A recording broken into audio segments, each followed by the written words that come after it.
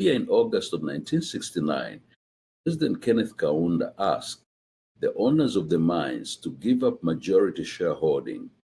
He said, quote, "I do not think that the nation can achieve economic independence without acquiring full control of the existing mines," end of quote. The copper mines accounted for 95% of the country's export income and half the government's revenue. There was both political and economic pressure to this move. Zambia was still uncomfortably dependent on white Rhodesia on the south for trade and electric power. The cost of living was soaring, resulting in growing tensions between Zambia's blacks and the whites that constituted about 1.5% of the population. Recognizing the importance of the mines to Zambia, President Kaunda met with the president of Chile, Eduardo Frei, in 1967 to discuss an arrangement to help maintain world copper prices and quotas.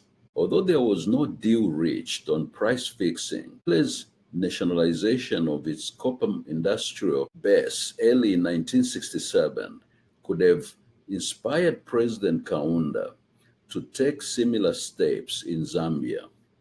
In 1969, Zambia was classified as a middle-income country with one of the highest gross domestic products in Africa, 3 times that of Kenya, twice that of Egypt, and higher than that of Brazil, Malaysia, Turkey, and South Korea. With the income of the mines at government's full disposal, Dr. Kaunda managed to build a middle class in Zambia that was non-existent before. Under the colonial authorities, very little effort went into building more schools and hospitals. At independence, about less than 0.5% of indigenous Zambians had completed primary education.